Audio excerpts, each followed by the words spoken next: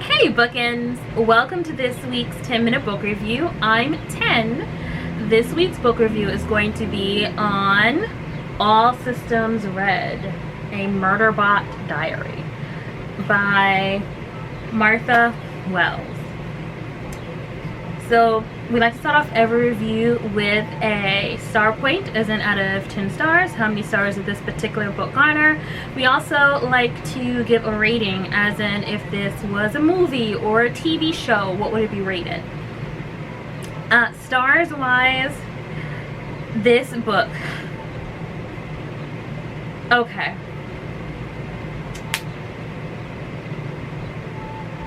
So this book has some adult language in it, and normally when that happens I don't grade it too high. I can still grade it high, but generally I like to, if something is safe for all readers to read, generally that gets a 10. The less safe it becomes, the lower the star point goes. But with this book I'm going to give it a 10. I'm going to tell you why. Also, too, for a rating, this would be a PG-13. I don't think anything in it ranges to an R. The adult language in it is not heavy, and it's nothing that a perhaps 13-year-old or older would not have heard already. Sorry about the lighting. It is the afternoon, and oh, I have a mirror doing stuff. But yeah, it's the afternoon, and so I have light coming in from both sides. Yeah. So jumping right on in, the story takes place on a foreign world. Apparently this is a distant future where humans go to, I don't want to say terraform, but survey different areas to see if those areas are safe for human colonization. So the robot is called a sec unit or security unit. The robot itself calls it Murderbot. So it's like, my name is Tennille, but I go by 10. My mother named me Tennille. That's the name that she gave me, but the name I gave myself is 10. So Murderbot's actual name is Sec Unit, just like all the other bots that are like it, but it personally calls itself Murderbot. That's what it is, not Murder Robot, Murderbot. It calls itself Murderbot because in the past it may or may not have done something that could have caused the death of its clients that it had at the time. We honestly don't know the full story, and I think we find out the full story in the next book. I do not know, but that's why it calls itself Murderbot. Now, every one of these security bots have something called a governor module, which basically means, or I should say basically make sure that, one, it doesn't go rogue, because this joint literally has guns on its arm and it's a robot, so it could do some serious harm. So one, it makes sure that it doesn't go rogue. Two, it makes sure that it does whatever the security company that owns it tells it to do. And then three, it makes sure that it receives all necessary updates so that, you know, while it's with its clients, it is receiving the most up-to-date information. So kind of like having a cell phone that auto-updates, except your cell phone is a human-sized robot with guns on their arms. Yeah. So our robot, Murderbot, has hacked its governor unit, governor module. And because of that, it has its own mind, basically. It's no longer an automaton. So because it has its own mind, it means I could be a Murderbot. I could kill everyone if I wanted to, but I don't really want to. You know what Murderbot really wants to do? Watch soaps, serials, TV shows, listen to music, movies, read books. It just wants to be lazy. It just wants to be an average human being that chills with Netflix. It just wants to Netflix and no chill. Interesting enough, the sec units are made from cloned humans, which means that it should have some free will, but because the organic parts mix with the robotic parts, it doesn't. Aside from Murderbot, who was able to hack its own governor module. there is a question about this later on in the book, a question of morality. Like, technically, Murderbot is not human, although it appears to be sentient. So now we get into the question of what is the definition of sentient.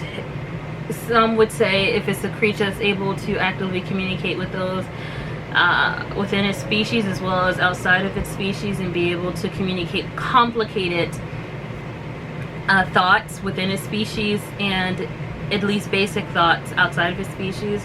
To give an example, humans are considered sentient because we're able to communicate complicated thoughts to each other. I'm talking to you right now.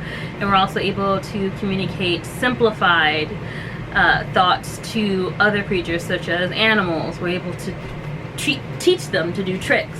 We're also able to understand certain patterns about them, certain sounds that they make, certain activities that they do, and the thought process behind them. So we're considered sentient. Murderbot has its own thoughts, obviously, because it picks the shows that it wants to watch and the content that it wants to read and the movies and what have you. It also has its own opinions on what it is watching and taking in. But it says itself, its communication is limited to what it was taught. So we know for a fact that it can interact with humans because it was made to interact with humans. It was even given a human face underneath its mask of, its shield, so that it could interact better with humans. However, we do not see it interact with any other living beings, or at least not in a combative way. So the story starts off, he has 10 clients. 2 of his clients are being attacked by some creature that they didn't even know lived on the planet. Now the deal is, when someone goes to survey a planet, first there's supposed to be an orbital survey. So a satellite orbits the planet, does a survey, lets you know what the flora and fauna is and if it's dangerous. So the scientists that he is with deliberately set down in a particular area because they knew there was no danger there. Lo and behold, there's danger there. So one of the scientists is nearly killed, but Murderbot is able to get both scientists away safely, and I think it may have harmed the creature. Now get this, when Murderbot is in any way damaged, it goes into its cubicle. I'm imagining that looks like a tanning bed. That's what I'm imagining, because apparently it lays down, like it goes prone and lays down, and while it's in its cubicle, it's being healed. Also, fun fact, Murderbot is genderless, and Murderbot doesn't seem to lean towards either gender. In my mind, when I was reading it, I felt as though Murderbot was female, but I could have felt as though Murderbot was female because I am female, and I may have felt as though there was a connection between the two of us. I felt as though it was witty, it was funny. The robot, not the book.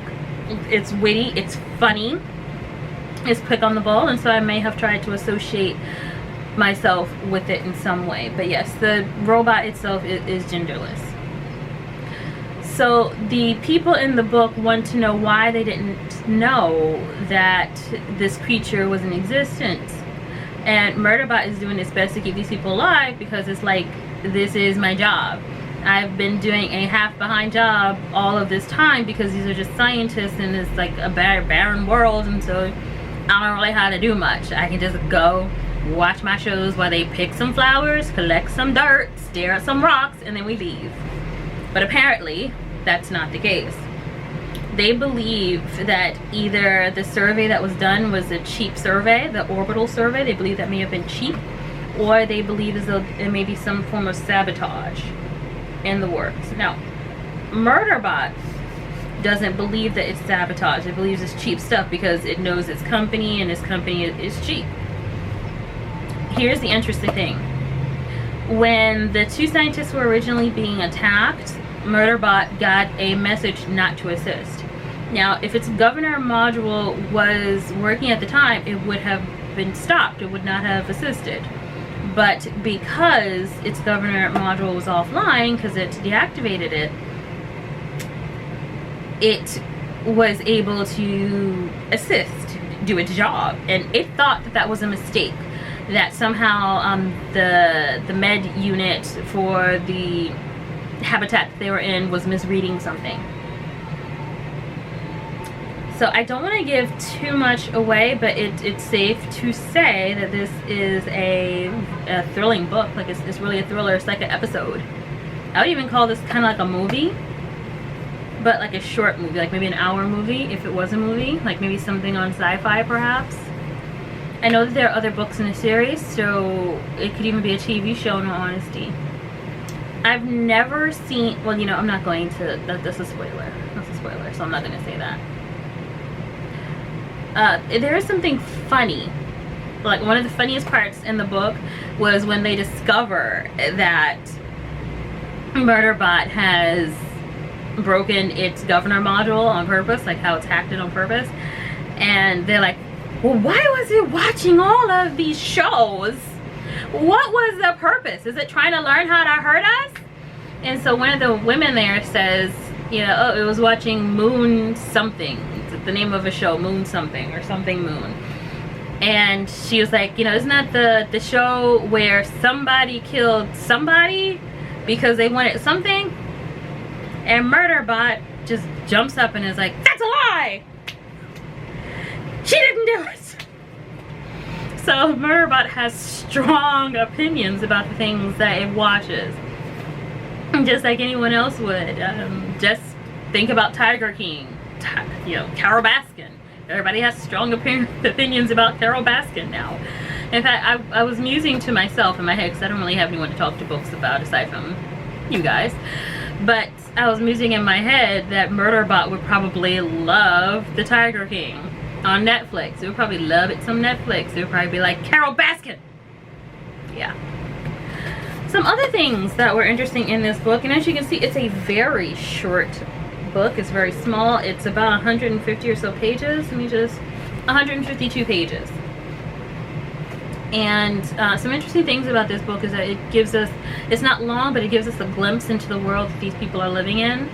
So the scientists are from a world where polyamory is the jam. So it looks like, I don't know that there is actually a sexuality on this planet.